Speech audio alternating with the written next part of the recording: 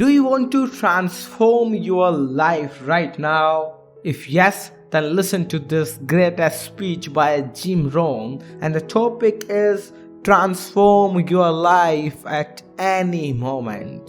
So without wasting your time, let's start the video right now. How's everybody? Nice to see you. Thanks for coming today. I appreciate it very much, and I'm just delighted to be here. How many of you have never seen me before? This is your first time. Wow, everybody.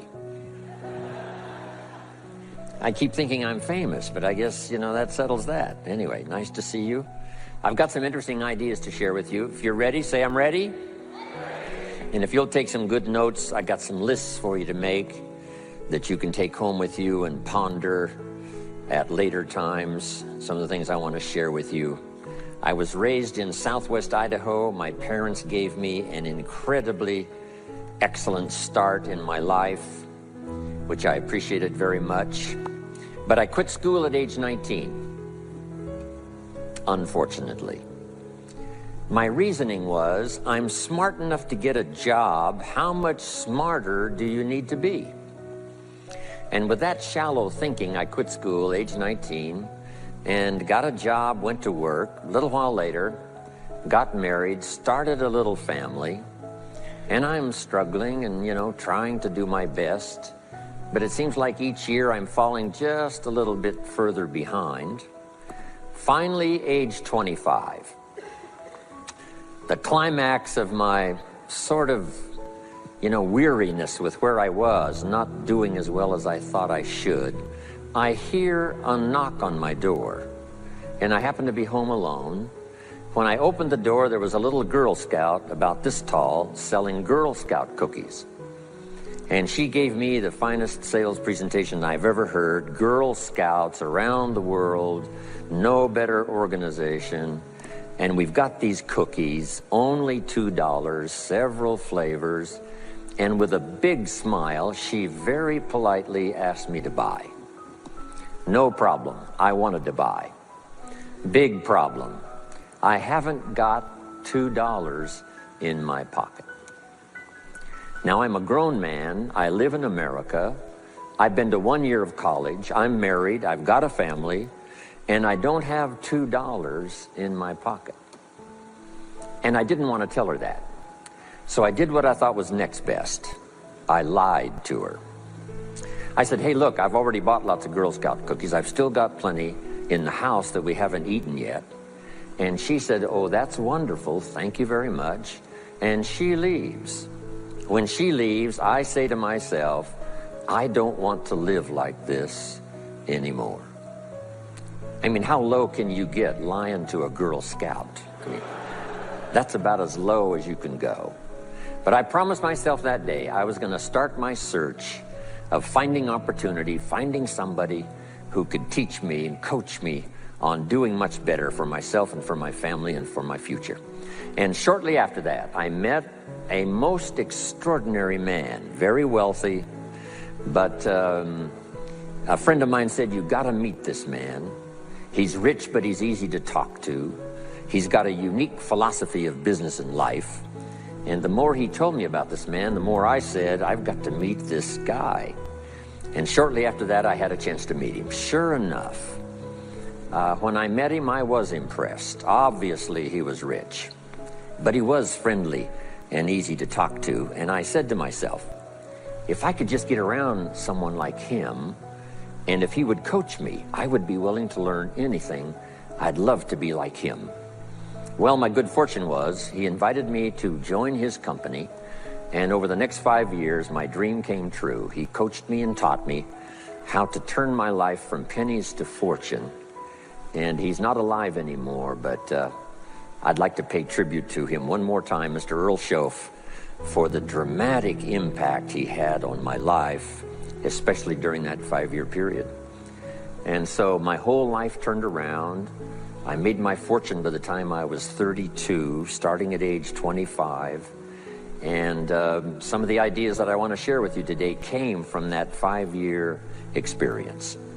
Then from there, I got into lecturing and giving seminars, and I've written a few books, and my career now spans about 41 years.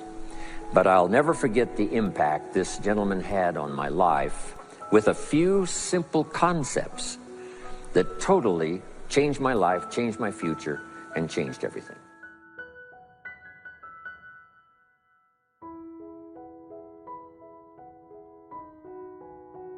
Let me give you the day that turns your life around, as quickly as I can. I got 4 parts to the day that turns your life around, and then we're finished for the day. Number 1, disgust. Disgust. Disgust is a negative emotion, but it can have a very positive, powerful effect. Disgust says, I've had it. What an important day that could be. I've had it.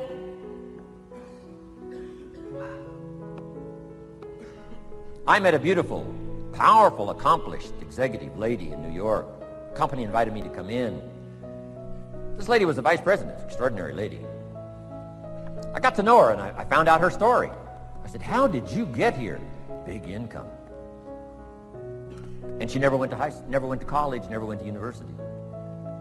I said, how did you get here? Executive, powerful, income. She said, well, let me tell you part of the scenario. She said, when I was a young mother a few years ago, she said, one day I asked my husband for $10. And he said, what for?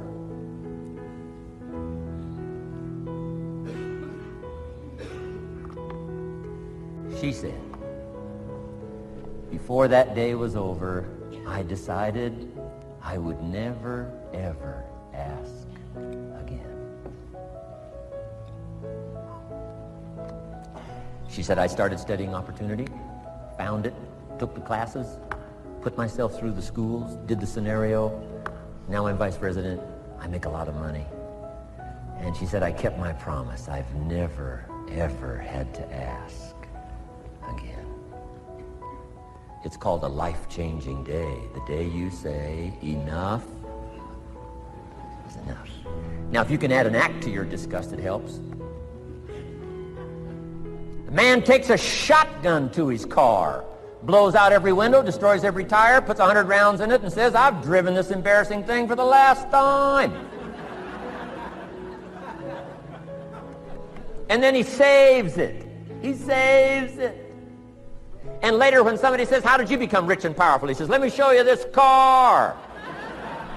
One day I'd had it up to here, I blew it to smithereens. Enough is enough. Powerful. Here's the last 3. Next is decision. Decision making is a life-changing day. If you went home today and in the next few days cleaned up a list of decisions, it could furnish enough inspiration for the next 5 years, 10 years. What an inspiring day, the day you can bring yourself to decide. And here's the 3rd one, desire, wanting too bad enough. Who knows the mystery of that? We don't know. But here's something I do know. Sometimes desire waits for a trigger, waits for something to happen. Who knows what the happening may be? A song, the lyrics, a movie, the dialogue, a seminar, a sermon, a book, an experience, confrontation with an enemy, a conversation with a friend who finally levels with you. Whatever the experience it is, it's so valuable. And here's my best advice. Welcome all experiences. You never know which one is going to turn everything on. Don't put up the walls. The same wall that keeps out disappointment keeps out happiness. Take down the walls. Go for the experience. Let it teach you. And here's the last one. Resolve. Resolve says I will. 2 of the most powerful words in the language.